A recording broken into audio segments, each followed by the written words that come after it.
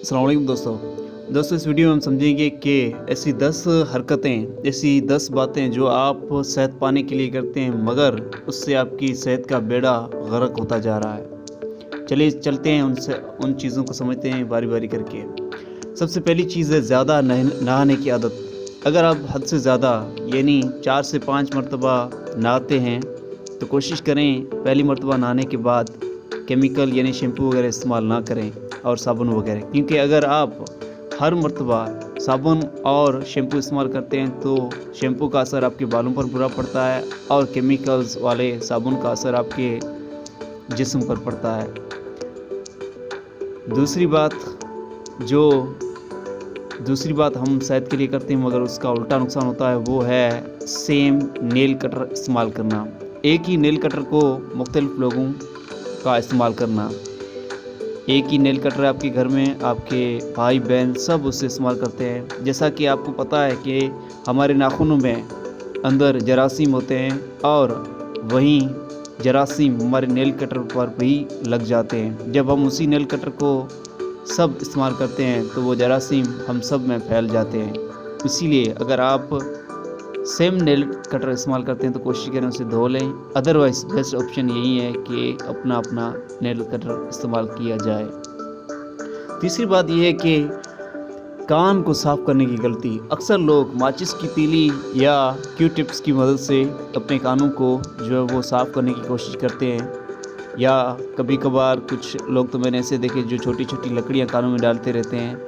ये सारी हरकतें आप करते हैं कानों को साफ़ करने की मदद से, लेकिन आपको ये मालूम नहीं कि इन्हीं की वजह से आपको कानों के मसले हो जाते हैं। हालांकि जितनी सफाई की ज़रूरत होती है कानों में, वो सफाई अगर आप नहाने के बाद अगर अपनी छोटी से छोटी उंगली पर कपड़ा डालते वक्त जब अपने हाथों को, अपने फेस को कपड़े से साफ़ करते हैं, उसी वक्त अगर उस उंगली की मदद से अगर आप अपने कानों को साफ़ करते हैं तो उससे जो है वो आपके कान साफ़ हो जाते हैं।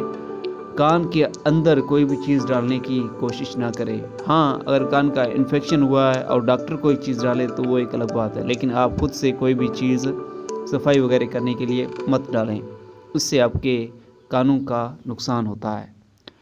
चौथी बात जो है वो ये है कि टूथब्रश तो इस्तेमाल करना, लेकिन उसको हर 3 माह के बाद ना बदलना।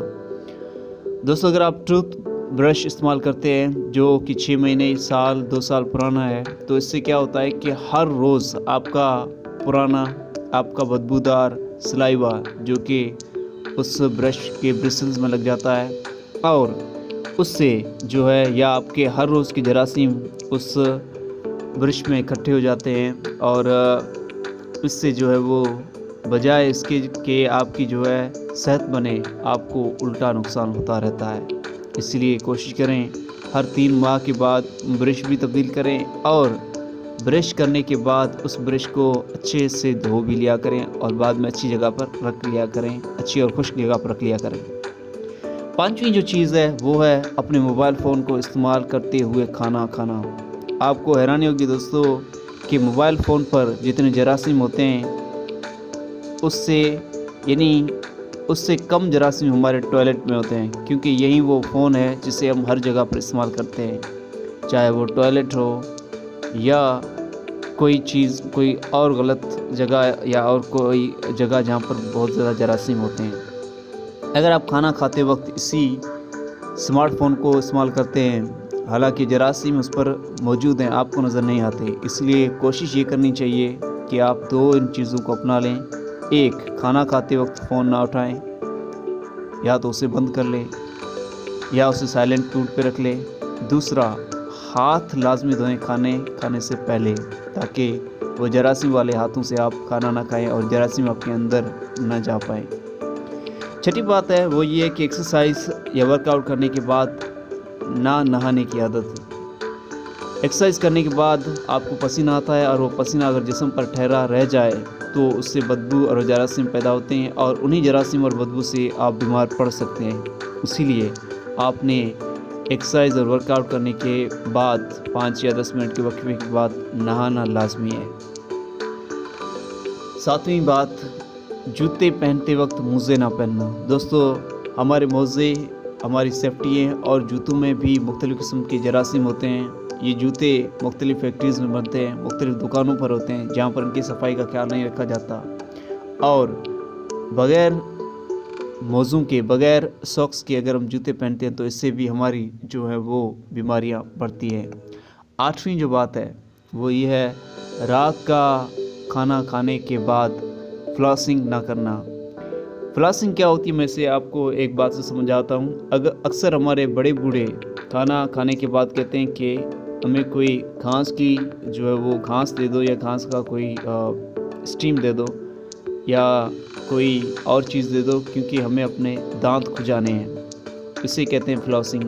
लेकिन बेहतर ये कि आप माचिस की तीली के बगैर या किसी घास से बगैर अगर एक धागे की मदद से फ्लॉसिंग करें तो वो बहुत ही बेहतर होता है।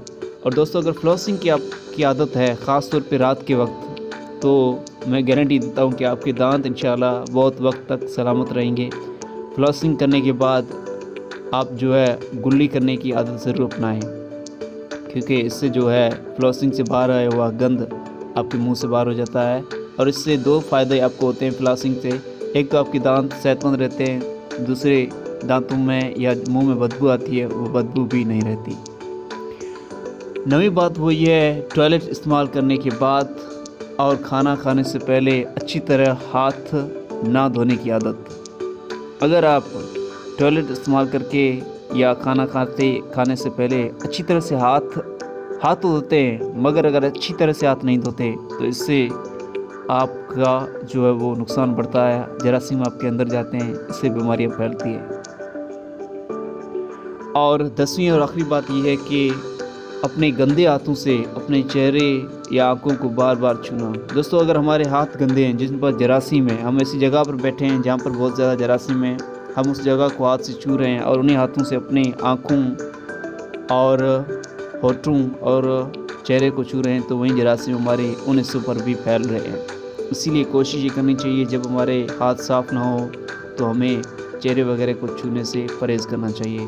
हाँ, हाथ बिल्कुल साफ़ हों उसके बाद आप छू सकते हैं। ये थी 10 बातें। ये वीडियो यहीं पर ख़त्म हुई। अगर लाइक करें, इसे पसंद आया है तो, और इसे शेयर करें अपने दोस्तों के साथ, और इस चैनल को सब्सक्राइब करें। अपना ख्याल रखिएगा। अल्लाह हाफ़िज़।